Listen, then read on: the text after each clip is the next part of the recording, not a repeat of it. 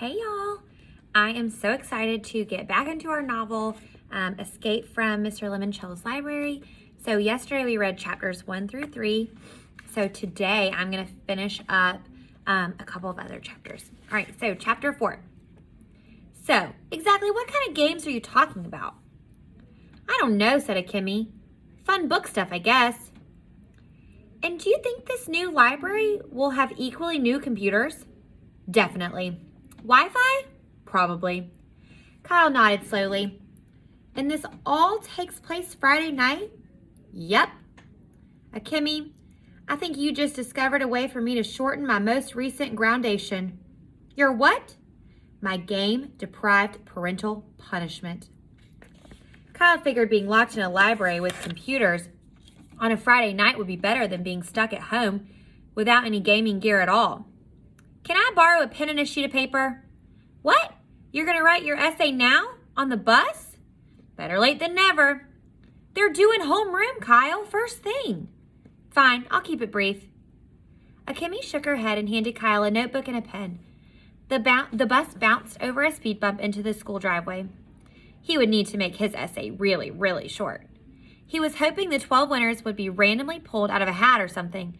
And like the lottery people always said in their TV commercials, you just had to be in it to win it.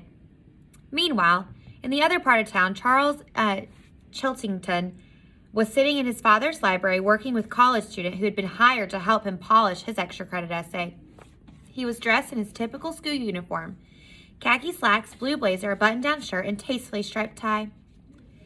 He was the only student at Alexandriaville Middle School who dressed that way.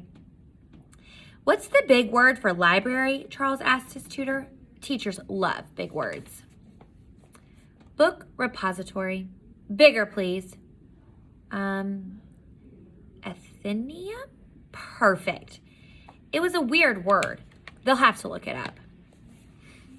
Charles made the change, saved the file, and sent the document off to the printer.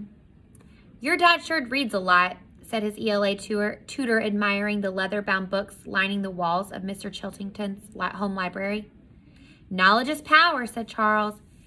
It's one of our fundamental family philosophies. Another was, we eat losers for breakfast. Kyle and Akemi climbed off the bus and headed to school. You know, said Akemi, my dad told me the library people had a bazillion different architects doing drawings and blueprints that they couldn't share with each other. How come? To keep everything super secret. My dad and his firm did the front door, and that was it. The second they stepped into Mrs. Cameron's classroom for homeroom period, Miguel Fernandez shouted, Hey, Kyle, check it out, bro. He held up a clear plastic binder, maybe 2 inches thick. I totally aced my essay, man. The library dealio? Yeah, I put in pictures and charts plus a whole section about the ancient library of Alexandria, Egypt, since this one is Alexandriaville, Ohio. Cool, said Kyle. Miguel Fernandez was super enthusiastic about everything. He was also president of the school's Library Aid Society. Hey, Kyle, you know what they say about libraries? Not really. They have something for every chapter of your life. While Kyle groaned, the second bell rang. All right, everybody, said Miss Dana Cameron, Kyle's homeroom teacher. It's time to turn in your extra credit essays. She started walking up and down the rows of desks. The judges will be meeting in the faculty lounge this morning to make the preliminary cut. Crap, thought Kyle. There were judges. This was not going to be a bingo ball drawing like the lottery. Mr. Keeley. The teacher hovered over his desk. Did you write an essay? Yeah, sort of. I'm sorry, I don't understand. Either you wrote an essay or you didn't. Kyle half-heartedly handed her his hastily scribbled sheet of paper. And unfortunately, Mrs. Cameron read it out loud.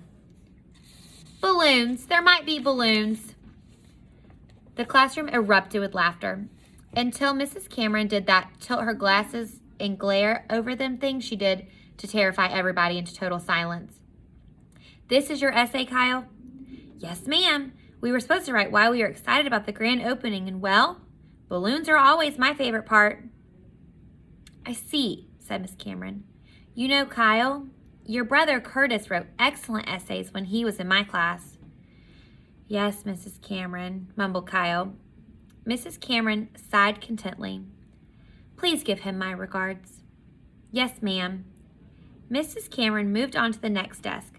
Miguel eagerly handed her his thick booklet. Very well done, Miguel. Thank you, Mrs. Cameron.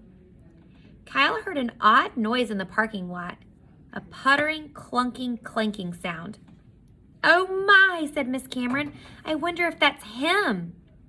She hurried to the window and pulled up the blinds. All of the kids in the class followed her. And then they saw it. Out in the visitor parking lot, a car that looked like a giant red boot on wheels. It had a strip of notched black boot sole for its bumper. Thick shoelaces crisscrossed all the way up from the windshield to the top of a 10-foot boot collar. It looks like the red boot from that game, said Miguel. Family Frenzy. Kyle nodded. Family Frenzy was Mr. Limoncello's first and probably most famous game. The red boot was one of the 10 tokens you could pick to move around the board. A tall, gangly man stepped out of the boot car. It's Mr. Limoncello, gasped Kyle. His heart was racing. What's he doing here? It was just announced, said Mrs. Cameron. This evening, Mr. Luigi Limoncello himself will be the final judge. Of what? Your library essays. Oh no, how do you think he's feeling now?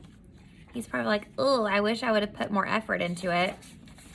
Give me a thumbs up if you've ever did something and then realized like, oh, maybe I should have tried a little harder. I know I have.